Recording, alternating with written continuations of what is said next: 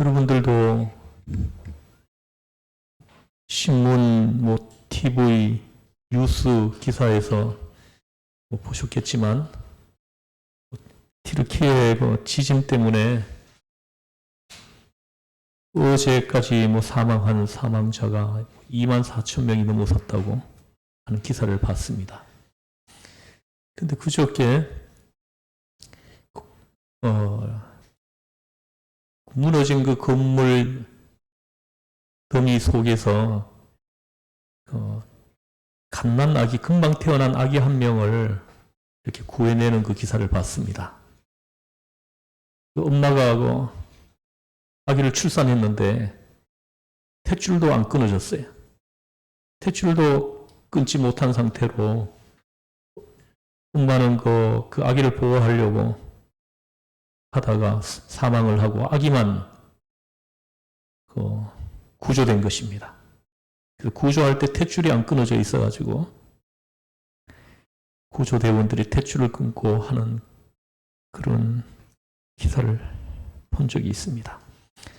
그런데 그 아기를 입양하겠다고 전 세계에서 그 아기 우리가 입양하겠다고 그렇게 연락이 오는 곳이 많이 있다고 합니다. 저는 그 기사를 읽으면서 마음이 참 감동이 됐습니다. 아직도 좋은 사람들이 많다. 그런 아기를 키워주려고 하는 사람들이 많이 있음을 보고 참 감동이 되었습니다. 우리가 이제 말씀을 듣고 있는 야고보서는 공동서신이라고 합니다. 어느 한 사람이 읽으라는 편지라기보다 무릇 교회에서 읽으라는 것입니다. 지금 같았으면 비디오 선교회처럼 녹음이나 녹화를 해가지고 보내어 주었을 것입니다. 그러나 옛날이기 때문에 그럴 수 없었습니다. 그래서 편지로 써서 보냈고 교회들에서는 그 편지를 성도들 앞에서 낭독했습니다. 이 편지를 낭독하고 그리고 해석을 했습니다. 장로님들이나 목사님들이 그렇게 했습니다. 이렇게 해서 예배를 대신하게 됩니다. 이 관습이 이어짐으로 오늘의 교회에서 예배 중에 성경을 봉독하고 설교를 하게 된 것입니다. 그러므로 이 편지는 그대로가 성경입니다. 그대로가 봉독으로 이어지는 것이었습니다. 온 성도가 모여서 이 성경, 그 편지를 읽고 듣는 것입니다. 아마 두고 읽고 또 읽고 그렇게 했을 것입니다. 오늘 본문에서 야고보는 물질로 인한 시험에 대하여 단호하게 가르침을 주고 있습니다. 야고보는 교인들이 물질 때문에 시험받는 것을 지켜보았습니다. 그때나 지금이나 물질 때문에 시험당하는 사람이 참으로 많이 있는 것 같습니다. 일찍이 요한 웨슬리라고 하는 사람은 사람이란 그의 돈 쓴쓰미를 보면 그 사람의 신앙 성숙도를 가늠할 수 있다 하고 말을 했습니다. 여러분은 돈을 어떻게 사용하십니까? 어디에 얼마를 쓰고 있습니까? 이것이 여러분의 신앙 성숙도가 되는 것입니다. 이 돈 자체의 문제가 아닙니다. 돈과 사람과의 관계로서 신앙의 문제까지 도전을 받습니다. 마태복음 6장과 누가복음 16장에서 예수님께서 말씀하셨습니다. 한 사람이 두 주인을 동시에 섬길 수 없느니라 하고 말씀을 했습니다. 두 주인이란 곧 하나님과 만물을 가리킴인 것입니다. 하나님과 돈이 두 주인입니다. 돈이 여기까지 올라가 있다는 말씀입니다. 엄청나게 위험한 일입니다. 돈이 하나님이냐? 여기까지 다다라 있다는 것입니다. 그만큼 돈의 위치가 높아 보입니다. 손위 자본주의 체제의 삶으로 해서 더욱 돈에 미친 사람이 많습니다. 돈에 미치게 되면 눈이 뒤집힙니다. 나라도 보이지 않습니다. 애국심이 다 뭡니까? 체면도 보이지 않습니다. 하나님도 눈에 베이지 않습니다. 어찌 문제가 아니겠습니까? 돈을 상점으로 삼고 산다는 것이 얼마나 무서운 일인지 짐작조차 못합니다. 아니, 아예 생각조차 하기가 싫은 것입니다. 돈의 매력이 그토록 가당찮는 것입니다. 인사불성이 되도록 취해버립니다. 배알도 없이 빠져버립니다. 광적이죠. 한마디로 말하여 세상에 미친 꼴도 가지가지지만 돈에 미친 꼴만큼 볼품없는 꼴도 없는 것입니다. 지난주 신문 기사에 부부가 이혼을 했는데요. 그 이혼한 이유도 그 남편이 지병이 있어가지고 이렇게 수입 활동을 할 수 없으니까 그 부인이 그 이혼을 요구해가지고 이혼을 했습니다. 근데 아이들이 2명이 있다 그래요. 근데 그 부인이 좀 확인을 해보니까 남편이 말기암이라는 겁니다. 그래서 곧 죽게 된다는 걸 알게 됐어요. 그래서 이분이 보험 설계사를 한 전력이 있는 분인데, 그래서 그 남편이 죽기 전에 생명보험을 여러 군데에다가 많이 들었다는 거예요. 그래서 한 달에 보험비가 450만 원씩 나가겠다는 거죠. 나중에 받을 때는 10억을 받을 수 있도록 하는 그런 보험에 들었다고 합니다. 근데 그 보험 수령자는 자녀들로 했대요. 그 자녀들은 자기가 키우고 있으니까. 그래서 남편이 죽었어요. 그래서 보험금을 수령하기 위해서 이제 보험회사에 대한 신청을 했죠. 근데 보험회사가 보니까 수상한 거예요. 그래서 이걸 이제 수사를 요청했습니다. 수사를 요청했는데 그런 사실들이 드러난 겁니다. 정말 천하기 짝이 없습니다. 예수님께서 두 주인을 섬기지 못한다고 말씀하신 것은 물질을 대표하는 이 돈이 하나님의 보좌의 위치로까지 올라갈 수 있다는 위험성을 지적하심입니다. 돈을 섬기고 보면은 하나님이 안중에 없어지고 마는 것입니다. 그런데 우리가 여기서 분명히 해야 할 것이 있습니다.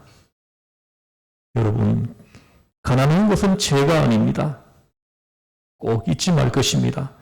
못나서 가난하건 잘 나가지 못해서 가난해졌건 내가 가난하건 남이 가난하건 결코 가난은 죄다 하고 정죄해서는 안 되는 것이 그리스도인들의 물질에 대한 이해입니다. 가난 자체가 죄가 아니듯이 부도 반드시 의가 아닌 것입니다. 오늘 우리 한국 교회 교인들이 안고 있는 가장 크고도 중요한 문제가 바로 여기에 있습니다. 지금 우리 교회에 기복 사상이 전염병처럼蔓延하고 있습니다. 복을 비는데 돈이 곧 복입니다. 돈 많은 사람이 복 받은 사람입니다. 돈이 많으면 축복받았다고들 그렇게 인식을 합니다. 가난한 사람을 보면 얼마나 저주를 받았으면 저 모양일꼬 합니다. 여러분, 남을 보나 나를 보나 물질을 보고 복받았다, 못 받았다 하고 생각하는 것은 참으로 잘못된 일입니다. 물질은 절대로 축복과 저주의 가늠자가 될 수 없다고 하는 것을 잊지 마시기 바랍니다. 여러분, 알고 보면요, 돈처럼 무능한 것이 없습니다. 병원에 가보십시오. 수술을 해야 사는데 수술비가 없어서 죽어가는 사람이 있는가 하면 돈이 많아서 돈은 얼마든지 줄 테니까 내 목숨을 살려주시오. 나를 치료해 주시오. 하는데도 의사님들 속수무책이어서 돈을 쌓아두고도 죽어가야 하는 사람이 얼마나 많습니까? 보십시오. 어떻게 돈이 만능입니까? 안 되는 것은 안 되는 것입니다. 돈의 이러한 제한성을 사람들은 곧잘 망각하고 사는 것입니다. 그렇습니다. 돈이 참 귀한 것은 맞지만 실은 인간이 가지고 있는 모든 가치 중에서 가장 시시하고 가장 무능하고 가장 보잘것없는 것이 돈인 것을 여러분들은 이걸 깨달아야 합니다. 이 사실을 빨리 알고 있어야 합니다.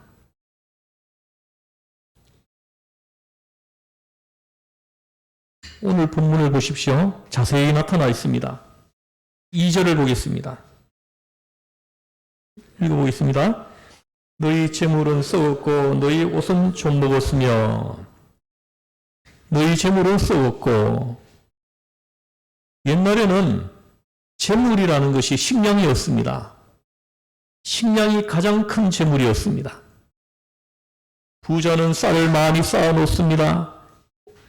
오래오래 먹을 것을 쌓아 놓으면 그것으로 해서 살 맛을 느낍니다. 누가복음 12장 19절 21절에 보면 또 내가 내 영혼에게 이르되 내가 여러 해 쓸 물건을 많이 쌓아두었으니 편안히 쉬고 먹고 마시고 즐거워하자 하리라 하되 하나님은 이르시되 어리석은 자여 오늘 밤에 내 영혼을 도로 찾으리니 그러면 너가 준비해 놓은 것이 누구의 것이 되겠느냐. 자기를 위하여 재물을 쌓아두고 하나님께 대하여 부여하지 못한 자가 이와 같으니라 하고 말씀했습니다.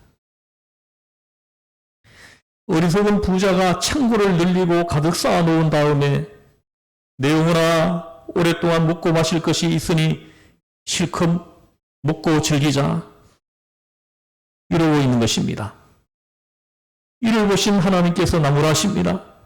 이놈아 너는 오늘 밤에라도 죽게 될지 모르는데 그렇게 된다면 쌓아둔 그것들이 누구의 것이 되겠느냐 하고 말씀하시는 것입니다. 전에 여기 보시면 2절에 보면은 재물은 썩었고 너희 옷은 좀 먹었으며 너희 옷은 좀 먹었으며 합니다. 이 당시에는 옷이 귀했습니다. 근데 부자들은 그 비싸고 귀한 옷들을 막 수십 벌씩 이렇게 옷장에 걸어놓고 이렇게 살았습니다. 그러니까 어떤 옷은 뭐 몇 년 동안 한 번도 입지 않는 그런 옷들이 있는 것입니다. 그럼 어떻게 되겠어요? 좀이 먹는 거죠. 썩는 것입니다. 전에 우리 교회 건축 기금 마련을 위해 가지고 바자회를 한 적이 있었는데요. 그때 많은 분들이 뭐 이렇게 의류를 옷들을 많이 가져다 줬어요. 근데 그 옷들을 보면 몇 년 동안 안 입은 옷, 특별히 옷을 사놓고 딱 한 번 입고 안 입은 옷도 많이 있었습니다. 그런 것 모두 내어다 팔아서 어디 다른 데 쓰든지 하지 않고 그냥 가지고 있다가 죽으면 하나님 앞에 죄송하지 않겠습니까? 다른 사람이라면 즐겨 입을 사람이 많은데 내가 입지도 않으면서 움켜쥐고 있는 것입니다. 다시 말하면 입을 임자가 입는 옷을 내가 차지하고 앉아있는 셈인 것입니다. 나도 안 입고 남도 못 입게 하는 것입니다.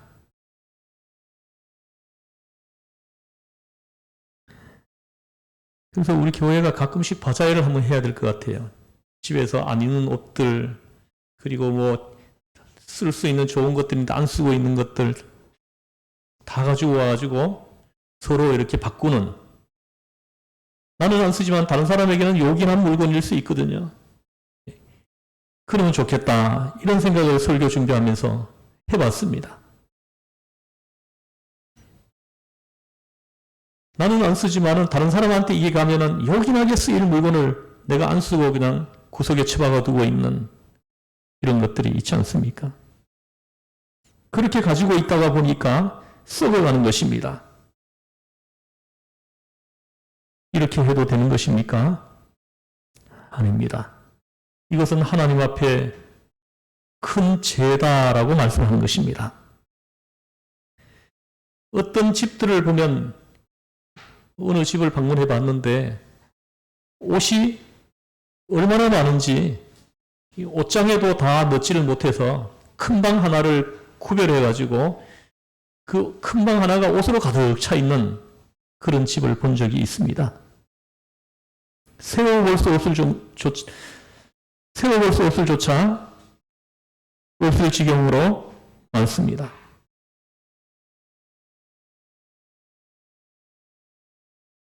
어차피 집 밖으로 나올 때는 한 벌밖에 못 입지 않습니까? 한 번에 10벌씩이라도 입었으면 좋겠지만 그럴 수 없잖아요. 어떻게 하면 좋겠습니까? 옷은 좀 먹게 마련입니다. 내버려 두면은 못 쓰게 되어 있습니다. 이런 것이 다 부자의 죄이라는 것입니다. 옷은 좀 먹고 새는 녹습니다. 세상 것 무엇이건 보관될 만한 것이 아무것도 없습니다. 3절을 보십시오. 같이 읽어보겠습니다. 시작. 너희 금과 은은 녹이 슬었으니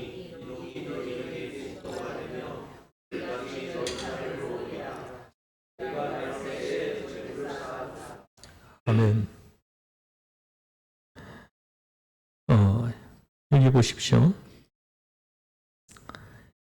너희 금과 은은 녹이 슬었으니 하고 말씀합니다. 무상한 것입니다. 아무리 가지고 있으려 해도 길이 가지고 있을 수가 없다는 것입니다. 결국은 다 헛된 것입니다. 시한부입니다. 우리가 살고 있는 집도 시한부요, 옷도 시한부요, 돈도 시한부입니다. 무엇인지 다 시한이 있는 것입니다. 그 시한 안에 써야 되는 거예요. 때맞게 쓰지 못하면 쓸데없는 것이 되고 말아버린다 하는 것입니다. 무상한 것입니다. 우리가 물질의 제한성을 깨닫지 못함으로 범하는 또 하나의 오류는 사용자의 무상함입니다. 내가 가졌다는 것이 무엇입니까? 손에 쥐고 있으면 되는 것입니까? 내 이름을 써붙이면 되는 것입니까? 시편 49편에 보면은 부자들이 뭐 토지에다 건물에다 자기 이름을 붙여놓고 자랑을 한다고 그렇게 나옵니다. 내 이름을 써붙이면 내 것이 되는 것입니까? 도대체 내 것이라는 것이 무엇입니까? 내가 얼마 동안이나 가지고 쓸 수 있는 것입니까? 기껏해야 은행에다 넣어놓고 통장 하나 쥐고 있는 것입니다. 이게 과연 가진 것입니까? 사실은 쓴 것만 내가 가진 것이에요. 쓰지 못한 것은 내 거가 아닌 겁니다. 여러분, 땅 많이 가지고 있는 사람, 땅 문서 꽉 움켜쥐고는 내 것이다 하고 앉아있는데, 그게 어떤 의미가 있는 것입니까? 소유라고 하는 것 자체에 제한성이 있고 무상함이 있는 것입니다. 그보다 더 중요한 것은 다 사용하지를 못한다는 것입니다. 길이 누리지를 못한다는 것입니다. 돈이 있으면 써야 되는데 쓸 줄을 모릅니다. 좋은 일에 쓰지를 못합니다. 어떤 의미에서는 쓴 것만이 내 것인 것입니다. 음식도 내 입으로 넘긴 것만이 내 것인 것입니다. 냉장고에 아무리 많이 들어있어도 내 입으로 넘기지 않는 것은 엄밀하게 말하면 아직 내 것이 아닌 것입니다. 먹어버렸으면 그것은 틀림없이 내 것입니다. 그러나 아직 먹지 않은 것은 내 것이 아닌 것입니다. 그런데 제일 딱한 것은 많은 돈 챙기고 앉아서 먹지도 못하고 쓰지도 못하고 발발 떨다가 죽는 꼴입니다. 살았을 때 잘 써야지 죽어가지고 쓰는 것이 아닙니다. 그것은 내버린 것이나 진배 없는 것입니다. 내가 못 쓰게 되어서 내버린 것이 아니겠습니까? 내가 쓸 수 있을 때 좋은 일에 써야 제대로 쓴 것이 되는 것입니다. 이것을 우리 그리스도의 사람들은 분명히 알고 있어야 하는 것입니다. 사용자에게는 또 하나의 제한성이 있습니다. 물질이 많으면 고민이 많은 법입니다. 법민이 많습니다. 시험도 많습니다. 물질로 인한 시험인 것입니다. 물질이 많음으로 해서 이래저래 많은 시험이 따르게 되어 있는 것입니다.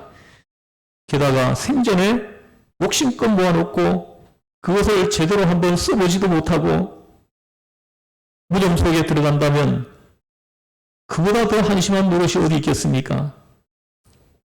요즘 보십시오. 이런 사람이 얼마나 많은지. 이런 공동묘지에 가보았죠. 공동묘지에 가보면 큰 무덤도 있고요. 작은 무덤도 있습니다. 이렇게 무덤을 크게 해놓은 사람들도 있잖아요. 근데 그 크고 화려하게 만들어 놓은 무덤 앞에 서면은 늘 이렇게 생각을 해보는 게 있습니다. 그 큰 무덤의 주인공은 다른 사람들보다 한이 참 많겠다. 이런 생각을 해봅니다. 왜 그렇습니까? 다 못 쓰고 왔으니까요.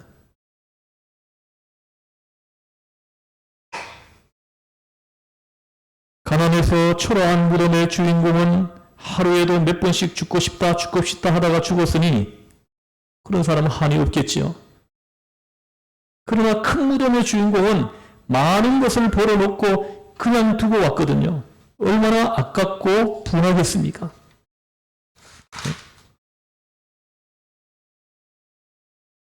우리나라 체벌 이건희 씨가 얼마 전에 돌아가셨는데 그분은 죽을 때 참 억울하고 분했을 것 같아요.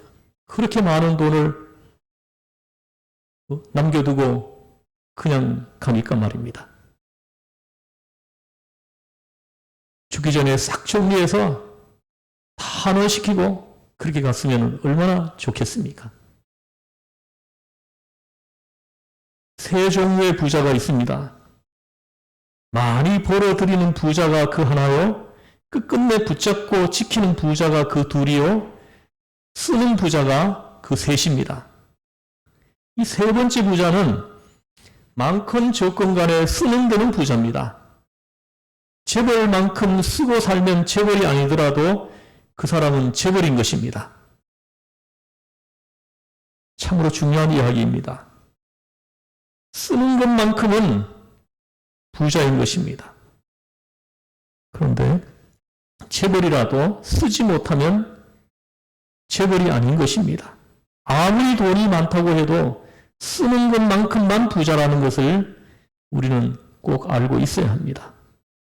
씀씀이가 크면 큰 만큼 부자인 것입니다. 이기적이고 인색하다면 제 아무리 많은 돈을 깔고 앉아있다 해도 그 사람은 가난뱅이인 것입니다. 어느 철학자도 말했습니다. 가난뱅이 중에서도 가장 가난뱅이는 부하면서 인생한 사람이다 하고 말을 했습니다. 없어서 못 쓰는 사람이 아니라 있으면서도 못 쓰는 이런 사람이 가장 불쌍한 사람이라고 하는 것입니다. 오늘 본문 말씀은 그러한 사람에게 주시는 말씀입니다. 모름지기 우리는 하나님 나라를 위하여 쓰는 씀씀이에서 부자여야 합니다. 예수님의 말씀대로 하나님 앞에 부자가 되어야 하는 것입니다. 한 영혼을 구원하기 위해서 여러분들 아낌없이 여러분 써보세요. 지옥으로 걸어가는 그 사람을 천국으로 옮겨주기 위해 여러분이 가지고 있는 그 소유를 써보십시오. 얼마나 귀한 돈이 되겠습니까?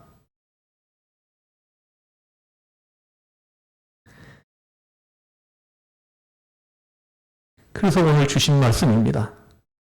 3절 말씀 아까 읽었는데요. 너희가 말세에 재물을 쌓았도다 입니다. 여기서 말세란 곧 환란의 때를 말합니다. 마태복음 24장 이하에는 말세에 큰 환란이 있겠다, 큰 재난이 있겠다고 말씀을 합니다. 이 트르키아에 지진이 일어나는 거 보면서 성경 말씀이 떠올려졌습니다. 한순간에 그 많은 집들이 무너지고 그 많은 사람들이 한순간에 목숨을 빼앗기고 그 가운데는 얼마나 부자들도 많이 있겠어요. 하나도 못 쓰고 그냥 간 것입니다. 지금 20만 명 넘는 사람이 지금 무너진 그 건물 잔해 속에 지금 깔려 있다고 합니다. 지금도. 몇 명이 죽었는지 아직도 파악을 할 수가 없다고 합니다. 말세의 그 엄청난 재난 속에서는 부한 자에게 화가 있겠다고 말씀합니다. 가난한 자는 자유롭습니다. 부한 자는 어려움을 많이 당해야 합니다. 부하지만 이제는 돌이키고 쓸 시간이 없습니다. 이미 많이 쌓아 놓았으니 좀 더 시간적 여유가 있다면 이제라도 바로 쓸 시간을 가질 수 있겠는데 때는 늦어서 어느덧 심판의 때가 다가오고 이 땅에서 마지막 시간이 들이닥치는 것입니다. 이제는 누구를 준다고 해도 받을 사람도 없습니다. 끝나고 말았으니까요. 이대로 끝나버리고 나니까 이대로 딱 멈추고 보니까 너무 많이 남겼습니다. 너무 많이 버려드려 놓았습니다. 이제 쓸 시간이 없는 겁니다. 여러분 하나님 앞에 갈 때 하나도 남기지 말고 주님 앞에 가시기를 권면합니다. 다 쓰고 가시기를 바라는 것입니다. 그 많은 재물이 무용지물이 되는 것입니다. 그럼 어떻게 됩니까? 남은 것은 심판뿐인 것입니다. 너에게 그 많은 것을 맡겨놓고 관리하라고 했는데 너가 청지기 무엇을 잘못했다 하고 책망하시지 않겠습니까? 내가 남긴 돈이 너 자신을 심판하는 것이다. 할 일을 하지 않았기 때문이다. 게을렀기 때문이다. 오늘 본문을 통해서 우리에게 주시는 말씀입니다. 어느 목사님 사모님이 돌아가셨는데요. 돌아가시고 난 다음에 그 남편 목사님이 그 아내의 그 유물을 이렇게 정리하느라고 이렇게 정리를 하는데 사모님이 구석 깊은 곳에다가 돈을 꼬깃꼬깃 숨겨놨더래요. 세어보니까 300만 원이 들어있더랍니다. 그 300만 원을 쓰고 갔어야 되는데 구석에 처박아 놓고 그냥 가신 겁니다. 그래서 이 목사님이 그걸 싹 끄집어내 가지고 보육원에 가져다 주었다고 합니다. 아이들 키우는 데 쓰라고 사용해달라고 갖다 줬다는 것입니다. 300만 원쯤인 것이 그나마 다행이지 만약에 그것이 3억쯤이라도 되었더라면 큰일 날 뻔하지 않았습니까? 여러분 명심하시기 바랍니다. 들으라 부한 자들아 너희에게 임할 고생을 인하여 울고 통곡하라. 깊이 생각해야 합니다. 오늘 본문은 다시 사치하고 방종하는 것에 대해서 말씀합니다.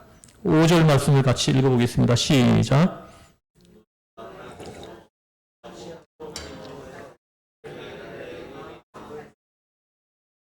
아멘. 너희가 땅에서 사치하고 방종하여 살육의 날에 너희 마음을 살찌게 했다 하십니다. 이 돈을 이기적으로 사용한다 하시는 것입니다. 그 소유를 육체적인 향락에 사용한다 하시는 것입니다. 4절 보십시오. 같이 읽어보겠습니다. 시작. 보라 너희 밭에서 추수한 품꾼에게 주지 아니한 사기 소리 지르며 그 추수한 자의 우는 소리가 만군의 주의 귀에 들렸느니라. 아멘. 그 사치하고 방종하는 데 쓰여지는 그 돈들 속에는 이런 돈들이 다 포함되어 있다는 거예요. 사람들을 속이고 빼앗고 안 주고 또 불법하고 그런 돈들이 자기의 소유 속에 다 포함되어 있다는 거죠. 그걸 가지고 사치하고 방종하는 데 쓰고 있다는 거죠.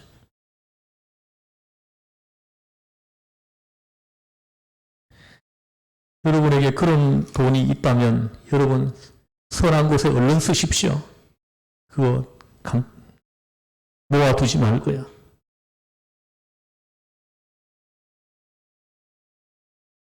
다른 사람의 필요는 아랑곳 없이 외면하고 나 중심으로만 살았습니다. 재물로 인하여 마음이 교만해졌습니다.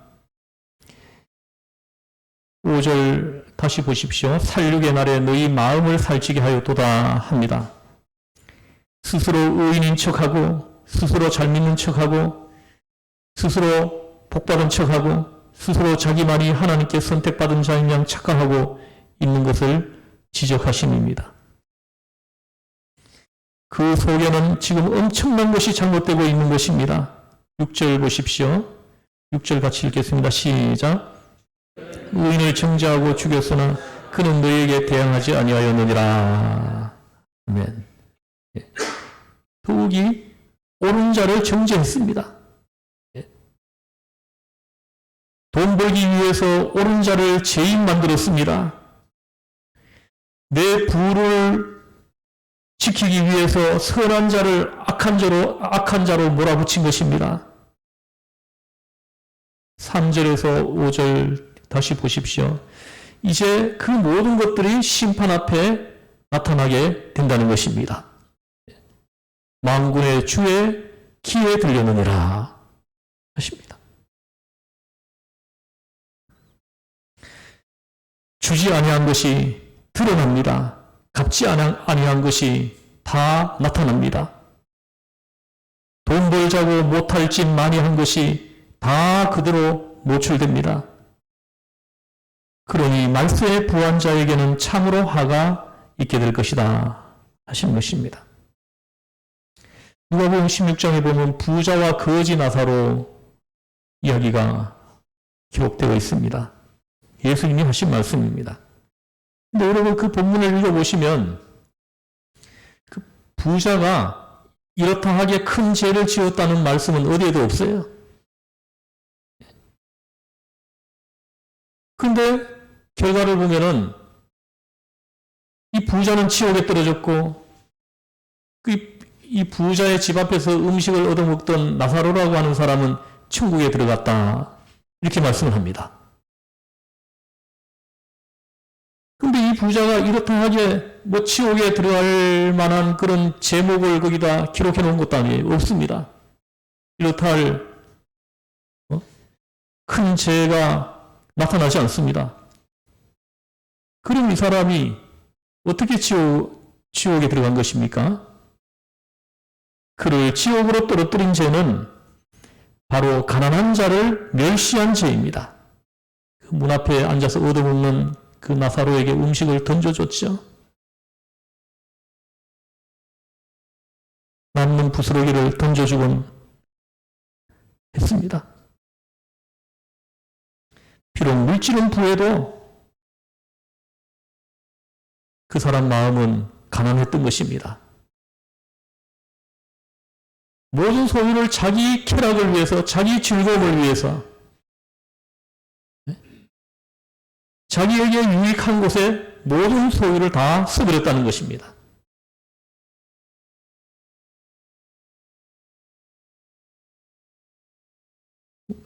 그럼 우리는 부자가 아니니까, 나는 부자가 아니니까 상관없다, 이렇게 말씀을 들으면서 생각하실 분이 있으실 수 있는데요. 그렇지 않습니다. 우리에게도 지금 이렇게 꼬깃꼬깃 숨겨놓은 것들이 있어요. 여러분, 그 선한 일에 끄집어내서 사용하세요.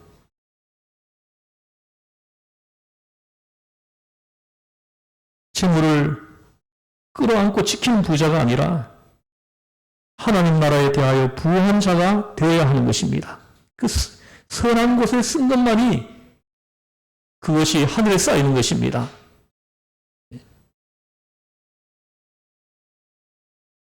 사랑하는 성도 여러분, 믿음의 부한 자가 되시기를 바랍니다.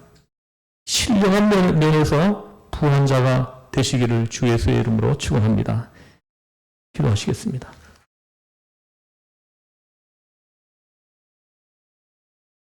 하나님 아버지,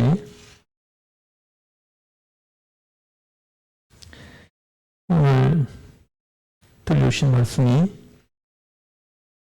우리 마음속에 크게 자리 잡아 있게 하시고, 이 말씀이 물질관이 되게 해주시고, 내가 물질을 관리할 때 오늘 말씀이 최우선순위의 참고사항이 되게 해주시고, 또 물질에 대한 계획을 세울 때, 내 소유를 사용함에 있어서 계획을 세울 때 오늘 말씀이 최우선 참고사항이 되게 해주시기를 원합니다. 그래서 우리가 주님 앞에 갈 때 착하고 충성된 종아, 참 잘했다, 그리고 주님 앞에 칭찬받고 주님 앞에 주님 품에 안겨서 눈물을 흘리며 감사하고 기뻐하는 우리 모두가 되게 해주시기를 간절히 빌곤합니다. 우리를 죄에서 구원하신 예수님의 이름으로 기도드리옵나이다. 아멘.